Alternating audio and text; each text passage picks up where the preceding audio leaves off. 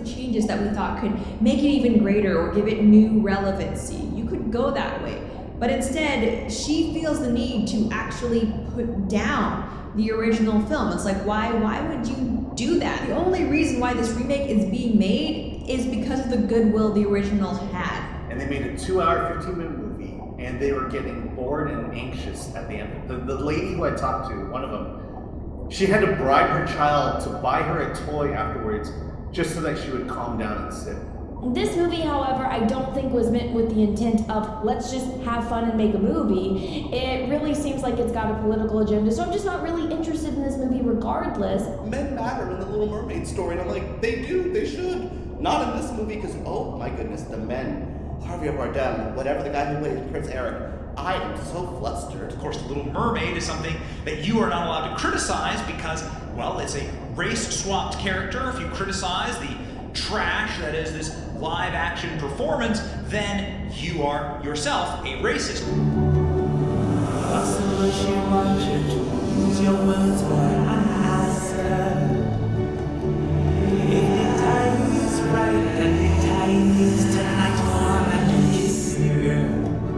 And then the Walt Disney Company, they have a worse reputation than Pfizer, than TikTok, and even Twitter.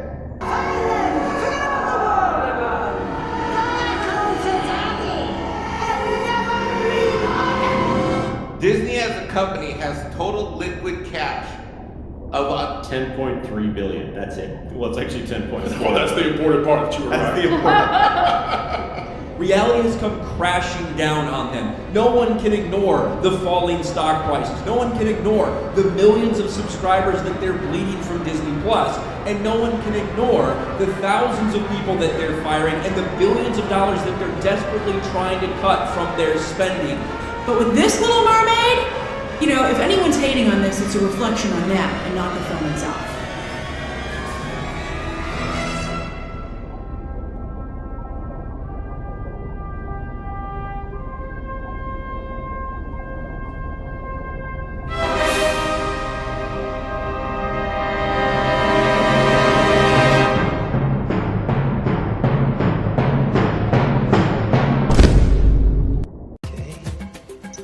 Let's see what we got.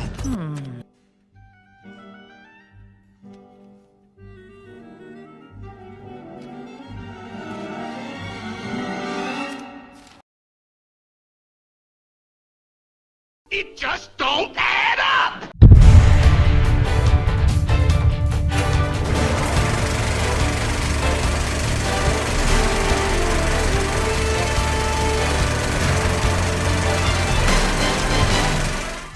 Wow, that sucked. And how about that? The background is finally finished. On number 10 of all episodes. And on this one, we're going to take a deep dive on what happened last week. Pun intended. So of course, last week, the Mario movie got third place. And Fast X started its Sunday with 16,501,575. Guardians got 9,960,754. Whereas Mario got 2,765,855. On Monday, things continued, with Fast X getting 5,306,300. Guardians got 3,531,223. And Mario got 1,014,760. Whereas things started to slow down on Tuesday. Fast X got 5,976,295. Guardians got 3,570,956. And Mario got 975,740. Unfortunately, on Wednesday, things slowed down even further. Fast X got 3,651,655. Guardians got 2,773,248. And Mario had 765,535. It was then on Thursday that an agent of chaos started a fight.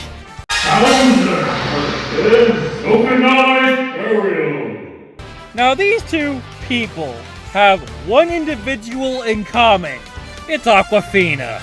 And now let's see which performer connected to Awkwafina fared better. So logically, since Mario started on a Wednesday with 31,702,735, it gets a free punch. Whereas the remake tries to retaliate with its first Thursday, armed with 10,300,000. But Mario dodges effortlessly. Next, the remake tries its Friday against Mario's Thursday, using its estimated 38 million against Mario's 26,566,130. It manages to dodge with its 58,268,865.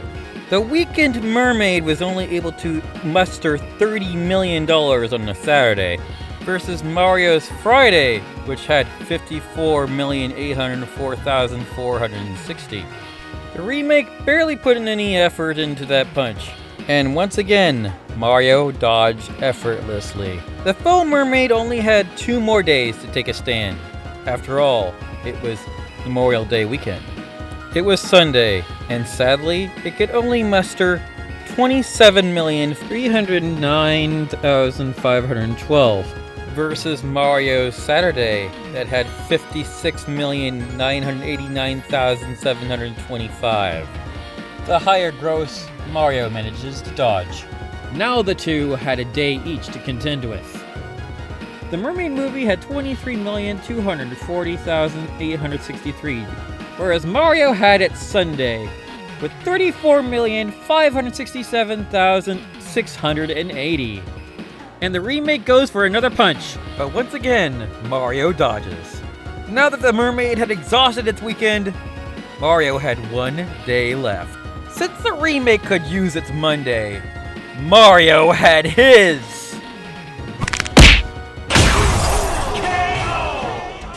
Even though Mario used this extra day, it didn't need it. Okay, back to domestic.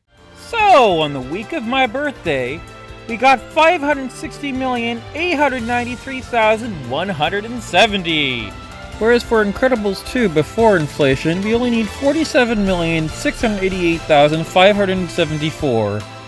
Whereas after inflation, needs 51,696,796. And now let's take a look at international. Whereas for international, we have 727,427,860.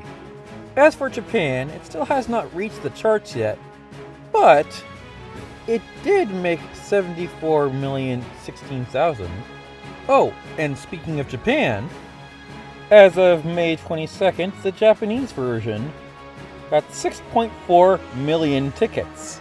6.4. How quaint. Now for the mega list. Yes, we have finally defeated the Ice Age movies at last! And Mario opened in Poland, but only got $2 million for the whole weekend. And at least we shrunk that list a little bit. Starting with Frozen 2, which had 960,489,217. Followed by Frozen, with 855,895,967. Then there's Minions, with 821,225,989. After that is Despicable Me 3, with 768,185,357. Then there's that Chinese film, Not Sha, with 739,022,963. And then finally is the Super Mario Bros. Movie at number 6. And now, back to worldwide. And there's that big beautiful number again, with 1,288,321,030. And something really cool happened in the big leagues. Literally, we defeated Frozen! Now, admittedly, last week I had my numbers wrong for some strange reason, but now they are correct, and we only have Frozen 2 to deal with, which has 1,453,683,476. If we somehow manage to defeat that hurdle, we can just go towards regular movies in general. Like a certain stupid Star Wars movie that destroyed an industry. But for now, we can settle with just an alternate timeline Jurassic Park movie, which will only need at least 20 million to cross. But for now, let's see what's next.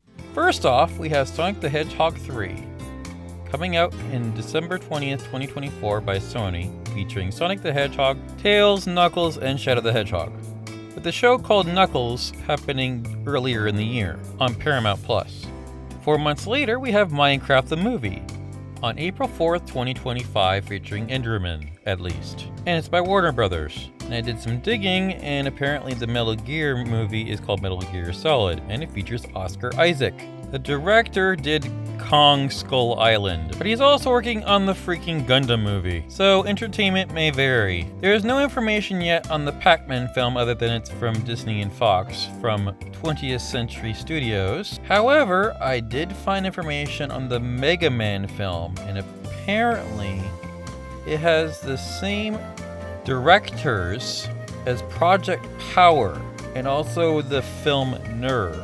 Also has the same writer as a film I saw called Little Fish, which is about a memory-eating virus. What a strange trio of people. Still have no idea if this is the Netflix one or the Disney one. And finally, we have Detective Pikachu 2 by Legendary Pictures, with its release date still in question. Still hopefully featuring more than just Pikachu. Oh yeah, and there's also that Netflix live-action show too. And before you ask, no, I did not watch the Little Mermaid remake. I have no intention of seeing that ever. I will make another video talking about how I feel about the film in its entirety. And now we are done. If you like what you see, press like, subscribe, and smash that bell for notifications when I post a video again. See you soon!